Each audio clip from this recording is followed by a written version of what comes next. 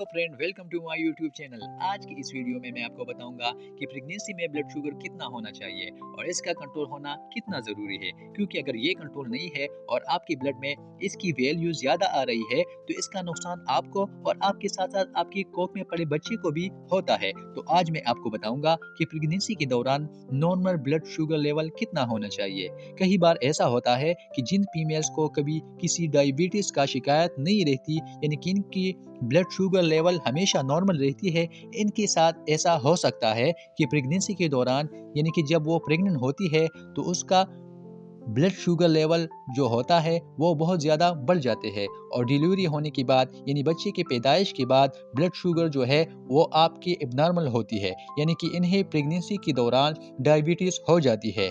इसको gestational diabetes कहा जाता है।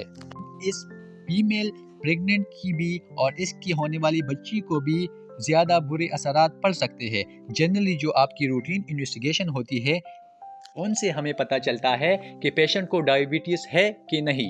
इसके लिए यूरिन टेस्ट भी करवा कर देखा जा सकता है कि इस यूरिन में शुगर आ रही है कि नहीं। तो इसके लिए प्रॉपर डायग्नोस होना बहुत ही ज़्यादा ज़रूरी होता है और आपकी ब्लड शुगर को भी प्रेगनेंसी के दौरान मॉनिटर करना बहुत ही ज़्यादा ज़रूरी होता है। अब ज़्यादातर क्या होता है, ज़्यादातर फीमेल्स में गेस्टेशनल डायबिटीज़ डेवलप होती है, वो होती है 24 वीक से 28 वीक ऑफ प्रेगनेंसी में, यानी कि प्रेगनेंसी का जो छठा महीना होता है, छठे महीने से लेकर 7वें महीने तक इसकी डेवलप होने का टाइम होता है। जनरली जो स्क्रीनिंग की जाती है गेस्टेशनल डायबिटीज़ के लिए वो अपने महीनों में की जाती है। हालांकि आपका हाई रिस्क चांसेस ज़्यादा हो सकता है। अगर आपकी फैमिली में किसी मेंबर को डायबिटीज़ है तो आपकी थोड़ी चांसेस जो है वो बढ़ सकते हैं। इसके अलावा अगर आपकी पिछली प्रेगनेंसी में ऐसा हुआ है, यानी कि पहले बेबी में हुआ है, वो 4 ग्राम यानी कि 4 किलो से ज़्यादा है वज़न का है, फिर आपको पहले मिसकैरेज हुआ है, क्योंकि ब्लड शुगर लेवल ज़्यादा होने की वजह से मिसकैरेज भी हो सकता है। तो इस तरह की कुछ तरीके हैं जिनमें आपका हाई रिस्क हो जाता है। अगर ऐसा है तो फिर पहले भी टेस्ट करवा के कंफर्म किया जा सकता है कि आपको गेस्टेशनल डायबिटीज तो नहीं, लेकिन ये स्क्रीनिंग जनरली किया जाता है फीमेल में छठे या 7वें महीने में। तो इसके लिए जो टेस्ट होते हैं वो है ओरल ग्लूकोज टॉलरेंस टेस्ट, यानी कि OGTT। इस टेस्ट से जो रिजल्ट आता है इससे ये डायग्नोस होता है कि आपको गेस्टेशनल डायबिटीज है कि नहीं। तो इसके लिए पहले आपको fasting blood sugar sample test लिया जाएगा। इसके बाद फिर से आपको एक ग्लूकोज की सोल्यूशन पिलाया जाता है। इसके 1 घंटे के बाद फिर से आपका ब्लड सैंपल लिया जाता है और इसके बाद 1 घंटे के बाद, यानी कि जो ग्लूकोज की सोल्यूशन आपको पिलाया गया है, इसके 2 घंटे बाद फिर से एक और ब्लड सैंपल लिया जाएगा।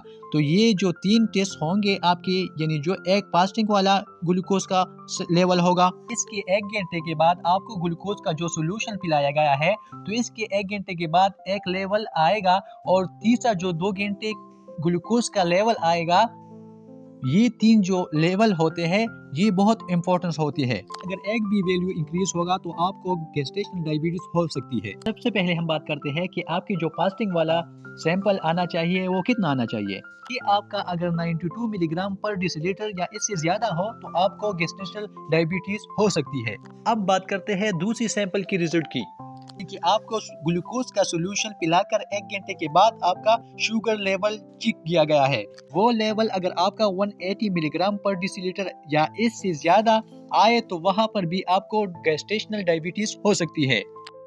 और तीसरी जो आपको ग्लूकोज सोल्यूशन की पीने के 2 घंटे बाद 150 मिलीग्राम पर डिसिल या फिर इससे ज़्यादा होगी तो आपको गेस्टेशनल डायबिटीज़ हो सकती है। तो ये जो 3 वैल्यूज़ है, फास्टिंग वाला 92 से कम होना चाहिए, 1 घंटे वाला जो लेवल है वो 180 से कम होना चाहिए और इसके 2 घंटे के बाद जो वैल्यू है वो आपका 153 मिलीग्राम पर डिसिलीटर से कम होना चाहिए। तो ये थी हमारी आज की वीडियो। उम्मीद है कि आपको पसंद आई होगी। ऐसी इंफॉर्मेटिव वीडियो के लिए हमारे चैनल अब्बास खान को ज़रूर सब्सक्राइब करिएगा। शुक्रिया। Thanks for watching.